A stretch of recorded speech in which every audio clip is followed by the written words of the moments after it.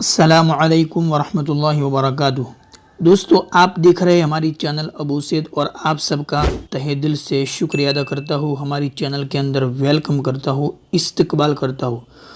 दोस्तों, आपको यकीनन हमारी इस चैनल से बहुत सारा फ़ायदा अल्हम्दुलिल्लाह होता होगा, या तो फिर वो कुरान के रिलेटेड से हो, या फिर उर्दू सीखने के मुतालिक हो, या फिर हमारे क्विज़ सीरीज़ से हो, या फिर और भी हम जो वीडियो अपलोड करते हैं हमारे इस चैनल के अंदर, उसके ज़रिए आपको फ़ायदा होता हो। तो अगर आपको हमारी इस चैनल से किसी भी तरह का कुछ भी नॉलेज हासिल होता हो या फ़ायदा होता हो तो हमें कमेंट करके ज़रूर बताइएगा, ताकि मैं आपको इसके रिलेटेड और भी अच्छी तरह से हमारी वीडियो के अंदर समझा सकूं, बता सकूं और वीडियो में अच्छी तरह आपसे बात कर सकूं। तो दोस्तों, आज का जो हमारा वीडियो है वो है कुरान सीखने वाले भाइयों के लिए। तो जो भाई भी कुरान सीखना चाहते हैं दिल से, वो इस वीडियो को पूरा देखिए। इंशाअल्लाह तबारक व तआला उनको बड़ा फ़ायदा होगा इस वीडियो के ज़रिए। तो बिना किसी देरी के आज का वीडियो स्टार्ट कर दें, लेकिन उससे पहले आपसे रिक्वेस्ट करता हूँ कि अगर आपने अभी तक हमारे इस चैनल को सब्सक्राइब नहीं किया है तो सब्सक्राइब करके बेल आइकन प्रेस कर लेना, ताकि कोई भी वीडियो हमारी अपलोड हो तो आपको सबसे पहले उसका नोटिफिकेशन मिल जाए। तो चलिए आज का वीडियो स्टार्ट कर लेते हैं।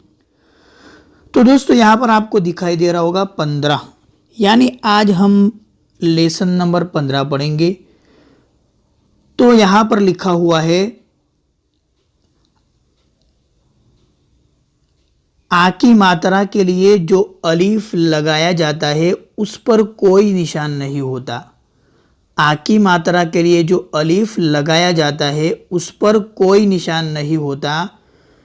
देखो सबक नंबर 7, ये हम पढ़ के आए हैं कि आ की मात्रा के लिए जो अलीफ लगाया जाता है, यानी आ का जो साउंड आता है उसमें, तो उसमें कोई निशान नहीं होता। उस अलीफ के ऊपर कोई निशान होता नहीं है। आपको स्क्रीन के ऊपर दिख रहा होगा जो हम सबक पढ़ के आए हो।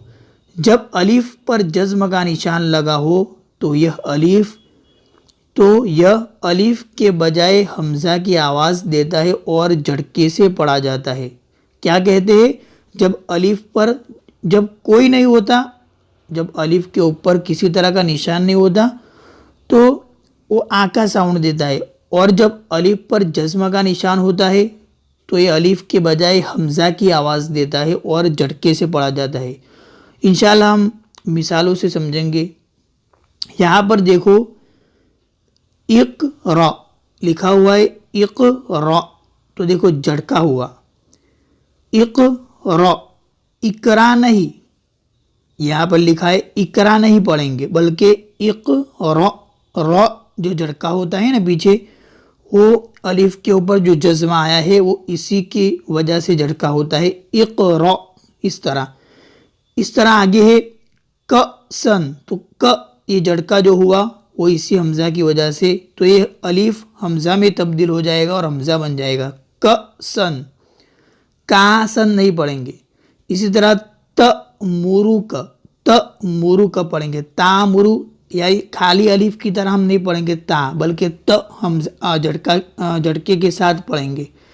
इसी तरह है तवीली, तो त ये झटका हुआ। यहाँ पर आगे है यतीहिम, तो इसमें भी झटका हुआ। तो ये 15वें सबक में यही बताते हैं कि अगर खाली अलिफ हो तो वहाँ पर तो आ का साउंड आएगा, लेकिन अलिफ के ऊपर जब अलिफ खाली ना हो बल्कि उस पर जज्म का निशान हो छोटा सा, तो हमज़े में तब्दील हो जाएगा और उसको झटके से हम इंशाल्लाह पढ़ेंगे, जैसे इक़रा क सन तअमुरु का तवील यतीहिम, इस तरह। अब आगे 16वां सबक है जो बहुत इम्पोर्टेंट है। यहाँ पर लिखा हुआ है, नून या दो जबर दो ज़ेर दो पेश के बाद बा आए। नून या फिर दो ज़बर दो ज़ेर या दो पेश के बाद बा आए तो इनकी आवाज़ न के बजाय म की निकलती है। क्या कहा? नून या फिर दो जबर हो दो ज़ेर दो पेश के बाद जब बा आएगी तो इनकी आवाज़ न की नहीं होगी बल्कि म की निकलती है, और इसलिए उस जगह छोटी मीम लिखी हुई होती है। इसी वजह से आप देखोगे कि नून के बाद या फिर उस जगह पर जिस जगह नून के बाद या दो ज़बर दो ज़ेर दो पेश के बाद बा है तो वहाँ पर छोटी मीम भी लिखी हुई होंगी, क्योंकि वहाँ पर मीम की आवाज़ निकलती है। तो यहाँ पर देखो नीचे मिसाल है एग्जाम्पल से,